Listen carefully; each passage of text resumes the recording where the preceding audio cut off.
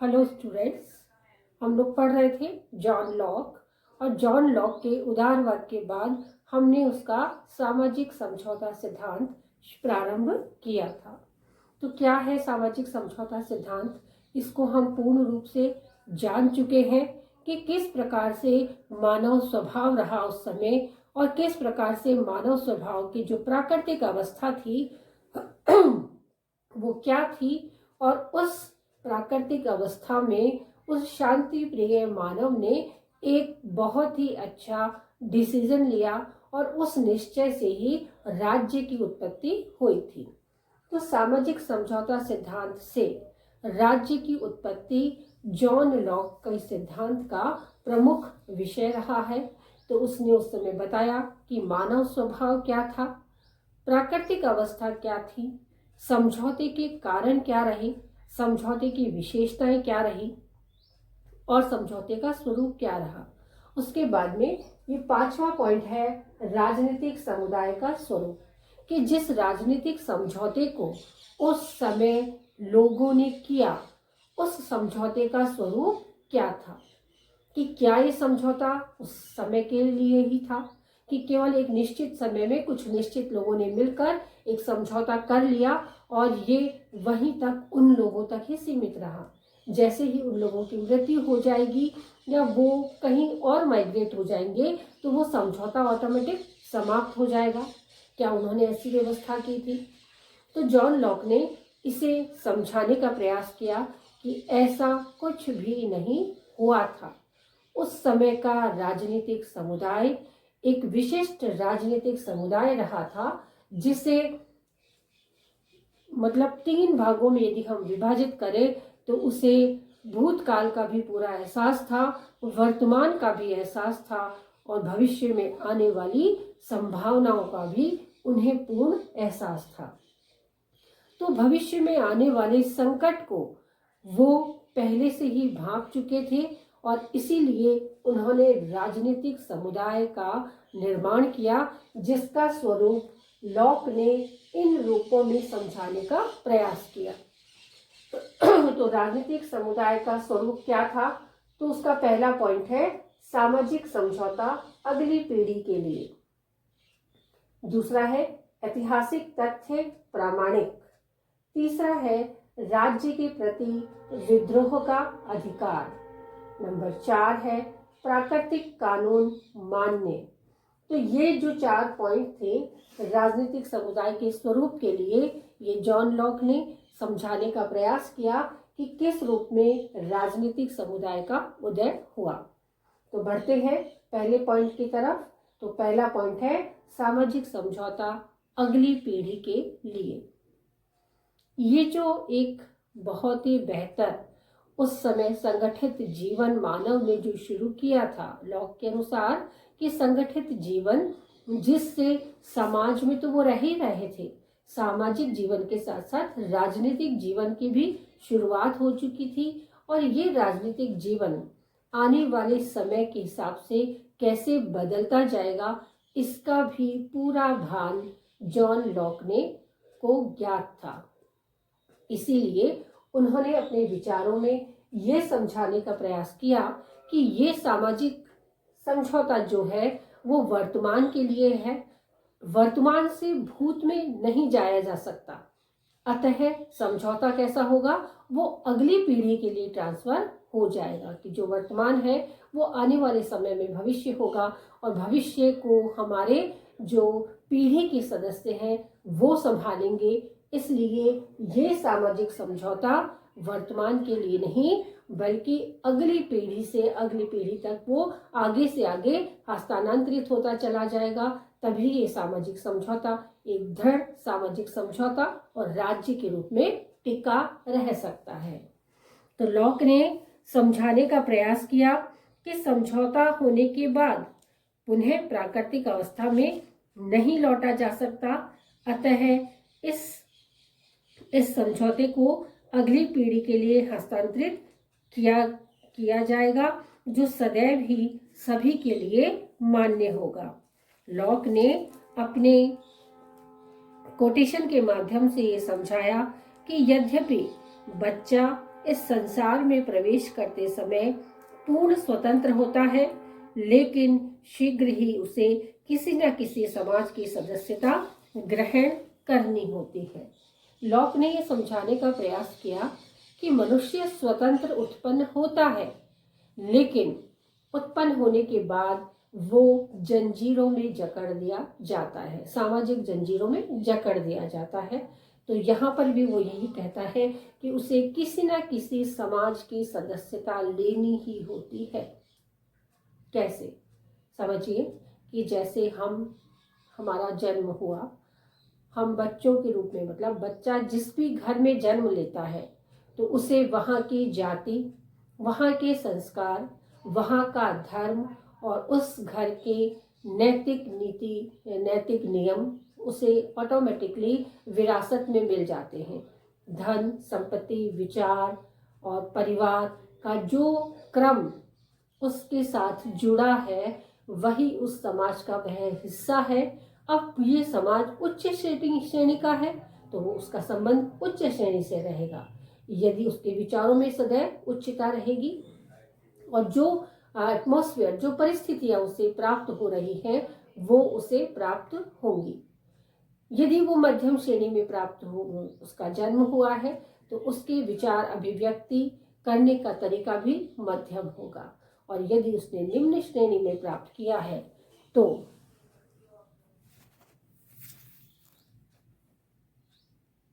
यदि उसका जन्म निम्न श्रेणी में हुआ है तो उसके विचारों में काफी हद तक निम्नता होगी। ऐसा जॉन लॉक का मानना था। ये मेरे पर्टिकुलर विचार नहीं है, जॉन लॉक के विचार है। तो उसने ये कहा कि इन विचारों को आगे से आगे हमें हस्तांतरित करना होगा और वही होगा ये सामाजिक समझौता का अगली पीढ़ी तक पहुंचना। और इसीलिए उसने कहा कि जब मनुष्य जन्म लेता है तो वो स्वतंत्र पैदा होता है, लेकिन जब उसका जन्म हो जाता है तो उसे किसी न किसी समाज का हिस्सा बनना ही पड़ता है। तो ये उसकी मजबूरी कहो, ये उसकी डेस्टिनी कहो, उसे ऐसा ही करना होगा। अगला पॉइंट है ऐतिहासिक तथ्य प्रामाणिक। कि जैसा कि लॉक से पहले हमने हॉब्स को पढ़ा था, तो हॉब्स ने सामाजिक समझौते के द्वारा जिस राज्य की उत्पत्ति की थी, ऐसी उत्पत्ति के कहीं भी कोई प्रमाण नहीं मिले हैं। लेकिन जॉन लॉक ने जिस समुदाय की व्यवस्था की, जिस राजनीतिक समुदाय की उत्पत्ति की बात कही थी, उसके ऐतिहासिक प्रमाण प्राप्त हुए हैं। और उसी ऐतिहासिक प्रमाण की वजह से लॉक ने ये समझाने का प्रयास किया कि इस समझौते के द्वारा सिर्फ प्राकृतिक अवस्था का अंत होता है, प्राकृतिक कानूनों का नहीं। इस प्रकार राज्य में प्राकृतिक कानून के बंधन भी बंधे रहते हैं। लॉक द्वारा प्रतिपादित सामाजिक समझौता सिद्धांत रोम, वेनिस और स्पार्टा आदि देशों में ऐतिहासिक तथ्यों के रूप में उनकी पुष्टि करता है कि रोम, वेनिस और स्पार्टा में इसी प्रकार की सामाजिक व्यवस्थाओं को दिखा गया था और ये धीरे धीरे सामाजिक व्यवस्थाएं राजनीतिक व्यवस्थाओं में तब्दील हो गई थी। और वहीं से लॉक का मानना है कि जीवन में रफ्तार आने लगी और मनुष्य ने सामाजिक जीवन के साथ साथ राजनीतिक जीवन को भी उतनी ही तल्लीनता से अपने जीवन में उतारा जितना उसने सामाजिक जीवन को उतारा था। अगला पॉइंट है राज्य के प्रति विद्रोह का अधिकार। लॉक का मानना है कि यदि जिस शासन सत्ता को या जिस शासन अधिकारी को हमने अपने अधिकारों से पूर्ण करके एक मत होकर सहमति से राज्य का शासक चुना है या राज्य की उत्पत्ति की है, राज्य का शासक चुना है, उसे कानून बनाने का अधिकार दिया है, इसका अर्थ ये हुआ है कि मानव ने जन सहमति से किसी संस्था विशेष, किसी व्यक्ति विशेष को बहुत सारे शक्तियों से या कानूनों से नवाजा है। लेकिन यदि वो व्यक्ति उस पद पर आने के बाद अपनी शक्तियों का दुरुपयोग कर रहा है या फिर अपने कार्य को पूर्ण ढंग से निष्पादित नहीं कर रहा, तो फिर ऐसे व्यक्ति को राज्य को अधिकार है, राज्य के नागरिकों को अधिकार है कि वो उस राज्य शक्ति का विरोध करे जिस संगठित रूप में उन्होंने सहमति से उसे शक्तियां प्रदान की थी, और उसी सहमति से उसे शक्तियां लेने का अधिकार या विद्रोह करने का अधिकार भी वो जनता को ही देता है। और ये समझाने का प्रयास करता है कि यदि शासक जनता के हित के अनुरूप कार्य न करे या विधियों का लगातार उल्लंघन करे, तो ऐसे समय में जनता को शासक को पदमुक्त करके नवीन शासक नियुक्त करने का अधिकार प्राप्त है। कि यदि शासक मतलब शासन शक्तियों का दुरुपयोग कर रहा है, लगातार उल्लंघन कर रहा है या जनता के विश्वास पे वो खरा नहीं उतर रहा, तो ऐसे शासक को पदमुक्त कर सकती है जनता, विद्रोह करके पदमुक्त कर सकती है और पदमुक्त करने के बाद एक नवीन शासक का चुनाव कर सकती है। अगला पॉइंट है प्राकृतिक कानून मान्य। कि प्राकृतिक कानून मान्य होंगे। क्यों मान्य होंगे? लॉक का मानना है कि इस समझौते द्वारा सिर्फ प्राकृतिक अवस्था का अंत होता है, प्राकृतिक कानूनों का नहीं। मनुष्य राज्य में भी प्राकृतिक कानूनों के अधीन उसी प्रकार रहता है जिस प्रकार प्राकृतिक अवस्था में रहता था। अर्थात राज्य में प्राकृतिक कानून के बंधन बंधे रहते हैं। जिस प्रकार हम अपने अपने घरों में घर की व्यवस्था, बंधन व संस्कारों के साथ जीते हैं, उसी प्रकार मनुष्य भी कैसे जिएगा? राज्य में बंधन में रहते हुए भी बंधन मुक्त जीवन वो व्यतीत करेगा। कि इस समय में प्राकृतिक अवस्था का अंत हुआ था, प्राकृतिक कानूनों का नहीं। जैसा लॉक ने स्वतंत्रता, संपत्ति और जीवन को प्राकृतिक कानून कहा है, तो वो प्राकृतिक कानून एज इट इज बने हुए हैं और उनका अंत नहीं हुआ है। इसलिए प्राकृतिक कानून प्रत्येक राज्य को मानना ही होगा। कि राज्य को वो मान्य होंगे कि व्यक्ति के इन प्राकृतिक कानूनों को वो छेड़छाड़ नहीं करेगा और इसके साथ ही वो राज्य में निवास करेगा। लेकिन यदि ऐसा हुआ कि बहुत ज़्यादा राज्य का हस्तक्षेप हो जाता है, तो व्यक्ति की जो स्वतंत्रता का अधिकार है उसका हनन होता है। इसलिए जॉन लॉक ने यही कहा कि वो बंधन में रहते हुए भी बंधन मुक्त जीवन व्यतीत करेगा। जैसे हम लोग अपने घरों में रहते हैं, घरों में बहुत सारे, प्रत्येक घर में अपने अपने नियम कायदे कानून मानने होते हैं, तो उन बंधनों के साथ हम अपने संस्कारों के साथ उन रीति रिवाज परंपराओं को मानते हैं और अपना जीवन यापन करते हैं। छठा पॉइंट है राजनीतिक समुदाय की रचना।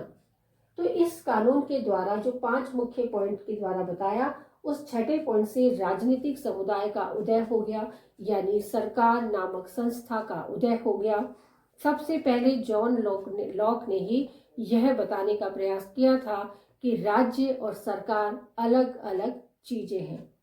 तो जहां लॉक ने ये समझाया कि राज्य की उत्पत्ति हुई संगठित जीवन से, लेकिन सरकार की उत्पत्ति संगठित जीवन की सहमति से उत्पन्न हुई है और ये शासन करने के लिए सहमत हुए हैं, तो उससे राजनीतिक समुदाय की रचना होती है।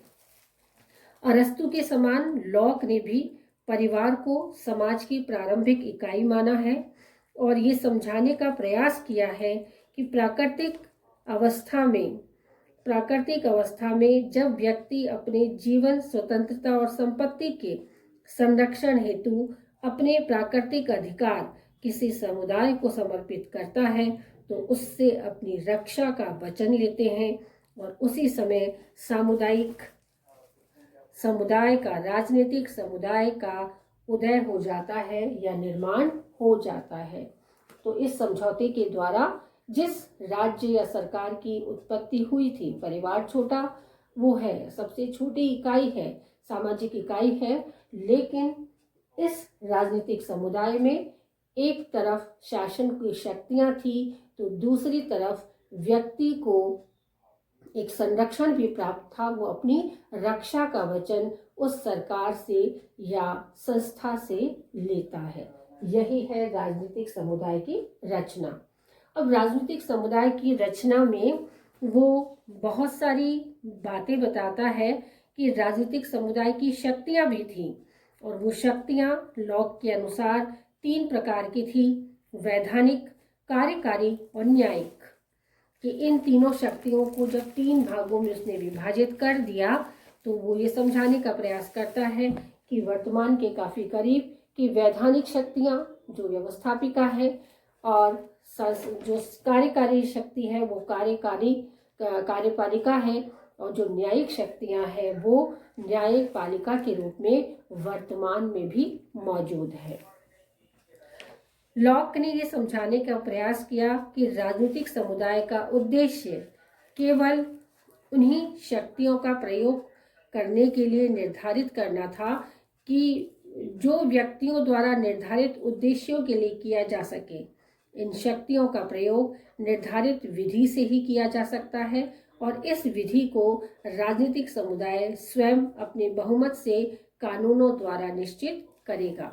कि जिस राजनीतिक समुदाय का उदय हुआ उसका उद्देश्य बहुमत की सत्ता को लाना था, कि जो व्यक्ति अधिकांश रूप में जिस भी विचार के लिए सहमति देते हैं उस विचार को मानना होगा और बाकी विचारों को त्यागना ही होगा। तीसरी बात वो कहता है कि सरकार का निर्माण वह उसका स्वरूप क्या होगा। तो लॉक ने समझाने का प्रयास किया कि राज्य और सरकार अलग अलग है, कि इसमें विभेद करते हुए समझाता है कि राज्य एक समुदाय है जो लोगों के समझौते द्वारा संगठित हुआ है, लेकिन सरकार वह है जो इस समुदाय में अपने कर्तव्यों को व्यवहारिक रूप देने के लिए स्पष्ट अंगों के रूप में दिखाई देती है। तो विधायिका, कार्यपालिका और न्यायपालिका के साथ जिस सरकार का उदय हुआ है वो लॉक द्वारा प्रतिस्थापित थी। लॉक ने ही सबसे पहले ये बताया कि राज्य और सरकार अलग अलग है। राज्य समुदाय है और सरकार उस समुदाय की इच्छा की अभिव्यक्ति करने का एक मूर्त रूप है जो अपने 3 स्पष्ट अंगों के माध्यम से मौजूद है और हमें दिखाई देती है। तो यहाँ समाप्त होता है जॉन लॉक का सामाजिक समझौता सिद्धांत। लेकिन राजनीति विज्ञान की परंपरा रही है कि श्रेष्ठ को श्रेष्ठतम बनाने के लिए उसकी आलोचनाएं की जाती है और उसकी आलोचनाएं भी हुई। तो लॉक की पहली आलोचना है कि प्राकृतिक अवस्था त्रुटिपूर्ण। इसका अर्थ ये है कि क्या मनुष्य इतना सभ्य उस समय हो चुका था जब शिक्षा का ज्ञान काफी कम था, लेकिन क्या व्यक्ति इतना अधिक सामान्य जीवन जी सकता था कि वो सदैव ही शांति प्रिय रहता था, सदैव सहयोग की स्थिति में रहता था। तो यदि सदैव ही सहयोग की स्थिति में रहता था तो ये जो इतने सारे हम संघर्ष देख रहे हैं चारों तरफ, जहाँ पे इतिहास भरा पड़ा है उन संघर्षों की कहानी से, तो वो कहाँ से आए। इसका अर्थ ये हुआ कि हॉब्स ने जहाँ मनुष्य के अवगुणों का अंबार लगा दिया था, दूसरी तरफ लॉक ने उसके गुणों का अंबार लगा दिया है, जबकि व्यक्ति में सिर्फ अवगुण नहीं, सिर्फ गुण नहीं, बल्कि दोनों का ही समावेश होता है। दूसरी आलोचना है सहमति सिद्धांत दोषपूर्ण। सहमति सिद्धांत दोषपूर्ण का अर्थ यह है, क्या व्यक्ति इतने सभ्य थे, क्या सभी व्यक्ति इतने सभ्य और सुशील थे कि उन्हें शासन की जो शासन विधियां थी, जो शासन कार्य वर्तमान में चलाया जा रहा है, उन सब का उन्हें इतना ज्ञान था कि वो निपुण बन गए। तो ये एक प्रश्न बन जाता है कि सहमति सिद्धांत इतना अधिक प्रभावी कैसे बन सकता है जब मनुष्य ज्ञान की परिधियों से काफी दूर था। तो ये सिद्धांततः दोषपूर्ण है। मनुष्य में दोनों ही चीजों का समावेश है, जिसमें कुछ लोग ही शिक्षा के काफी करीब हैं, बाकी उनसे दूरी बनाए हुए हैं। अगली आलोचना है निजी संपत्ति में विरोधाभास। कभी वो निजी संपत्ति को इतना इम्पोर्टेंट बनाता है कि वो प्राकृतिक जीवन में, प्राकृतिक कानूनों में उसे मुख्य बनाता है, और कभी वो राज्य के अंतर्गत संपत्ति को इम्पोर्टेंट बनाता है। तो कहीं ना कहीं उसके स्वयं के विचारों में विरोधाभास नजर आता है स्पष्ट रूप से, जो उसकी आलोचनाओं का कारण बना कि इतनी अधिक संपत्ति उस समय कमाई कहाँ जाती थी। इतने पुराने समय में संपत्ति का जो प्रभाव था वो सामान्य जीवन में इतना अधिक नहीं था। सभी लोग संपत्ति इतनी ना कमाते थे और ना उनमें उतनी खर्च करने की क्षमता थी। अंतिम आलोचना के रूप में यदि हम पढ़ते हैं कि संप्रभुता अस्पष्ट, तो जिस संप्रभुता को हम जानते हैं कि शासक के पास संप्रभुता होती है, वो यहाँ पर एक समुदाय या संस्था को बांटकर उसने वर्तमान के करीब तो उसे ला गया, लेकिन संप्रभुता की स्पष्ट अनुभूति लॉक के विचारों में हमें नजर नहीं आती। कहीं ना कहीं उसका वो प्रभाव हमें अधूरा सा, अपूर्ण सा दिखाई देता है, जिसमें उसने संप्रभुता की बात कही थी। तो प्राकृतिक कानूनों में इस संप्रभुता की जो अपूर्णता वो दिखाता है, जो पूर्णतः अस्पष्ट है, तो वो उसकी आलोचनाओं का कारण बनता है।